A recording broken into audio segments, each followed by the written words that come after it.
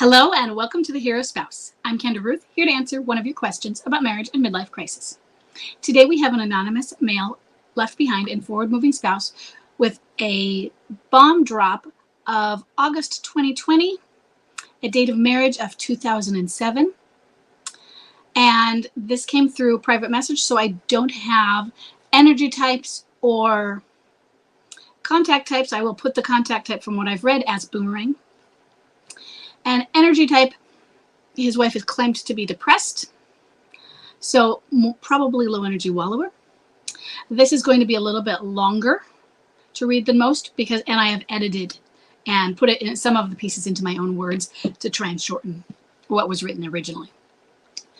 So he says his MLCer resigned from her job when their oldest son was diagnosed with ADHD when he was about 4 or 5 years old, which was around 2011.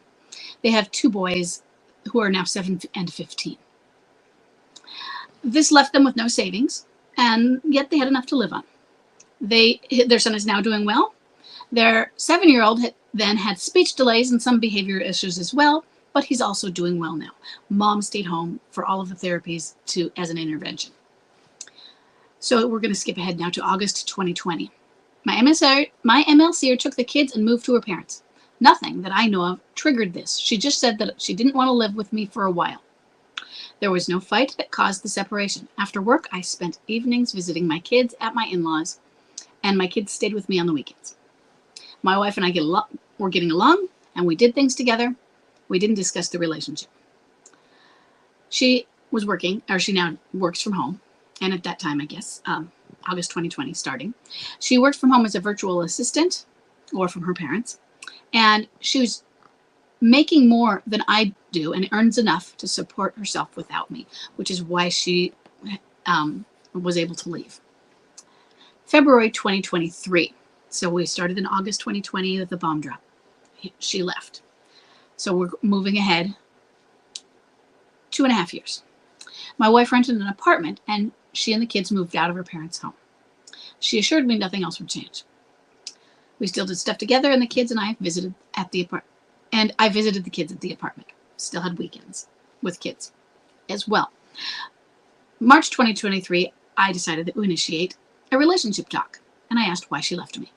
According to her, she wants space and privacy.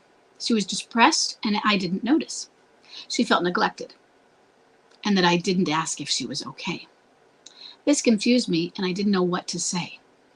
I have trouble believing that it's 100% true. Since then, I've continued to visit my children as before, but there's been no communication with my wife. She's blocked me on Facebook and Messenger, and she wants to use our oldest son as a go-between. She texted me that it's over, and I don't have the right to know what she is doing, where she is, or who she's with. She also said that I shouldn't use our son in asking her whereabouts. So she wants to use the son as the communication go-between, but he's not allowed to ask for the whereabouts. I get that, but it does feel confusing. I didn't reply to her demands. September 2023. I tried to initiate another relationship discussion, and she became angry and accused me of harassing her. She's really upset that he just is interested at all. She called her mom to ask me to leave the house. Then she decided to talk as I was about to leave, but she only wanted to talk. She wanted me to just listen. She reiterated her reasons for leaving and said that the marriage is just a piece of paper. She also highlighted her frustrations from when she wasn't working because she was home taking care of her son with his therapy and his interventions. She feels she wasted 10 years of her life. I listened without speaking. She later texted me with changes to my visitation. I'm now allowed to visit the kids only on Wednesday and Friday, and I have them on weekends. Is this a midlife crisis, or is it something else? So, as a general rule, I can never diagnose for certain, so I want to make sure that you have taken the midlife crisis quiz. It should be in part of the links below, and see where she rates on the quiz. But I do want you to think about some depression. Midlife crisis is depression. You can have depression that isn't midlife crisis, though. So what I want you to do when you focus on what you want to understand about what's going on is I want you to learn about what it means to be depressed and how a depressed person responds or reacts or feels, or how they do or do not share their feelings, and they think they are. Because she said she was depressed and she felt neglected. She felt like you weren't noticing. You didn't know I wasn't happy.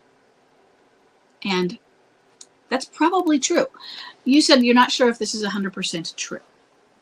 And sure, there could be rewriting of history in here. But rather than thinking of it that way, unless she's saying, I hate you, I want it out, you are a horrible person, she's not, according to what you've written, she hasn't said those things. She's just said, you didn't notice. You didn't notice I wasn't happy. She felt neglected. And it seems to me like she felt neglected because that neglect comment was inside the pieces about how she felt depressed. She felt her feelings were neglected, or her feelings weren't being noticed. And you're not a mind reader. She wasn't communicating them probably. And she was there not happy, like, why can't he tell I'm not happy? But if we are happy, if you were happy and you came home, your children were there to greet you. Your wife was there to greet you. You had a roof over your head. You probably had some hot meals made. The house may have been cleaned. You were happy. Your basic needs were being met. And you weren't aware that her higher level needs weren't being met. And that's not bad or good. It's normal. But neither of you recognize that. And once we become aware that we're not aware, then we can remedy it as well. Which is why I want you to understand how it is with depression. Because you say it, you don't believe it 100% that she's being 100% truthful. But she might be being 100% truthful according to how she feels. According to she felt neglected and you didn't do anything about it. But it doesn't have to mean you were neglecting her. Now, maybe, were you going out partying every night?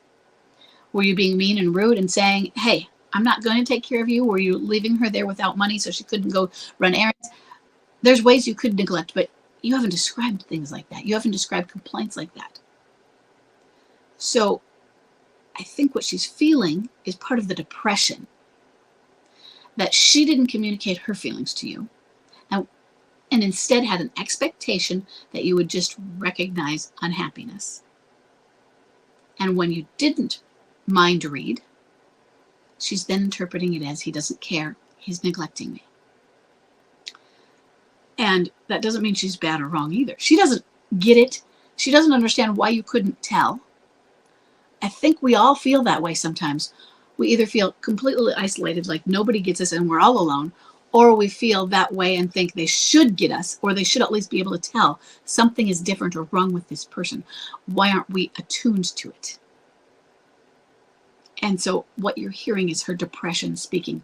So what I want you to do, go ahead, yes, learn about midlife crisis, take the quiz, go through the course Understanding Midlife Crisis and see how much of it fits. And it may fit to a T.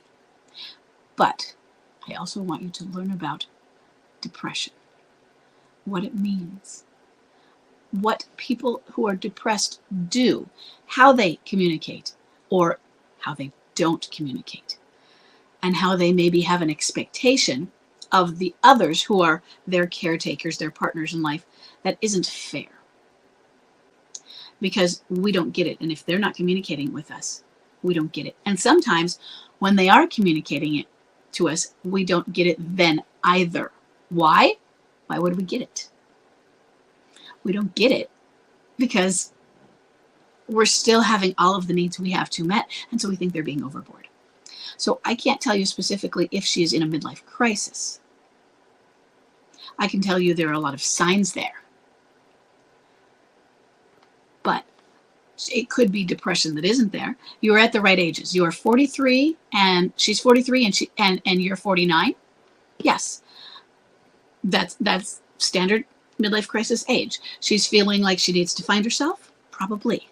She's feeling like she was left out. That is a standard female midlife crisis thing. I left my life behind. I sacrificed it for the others.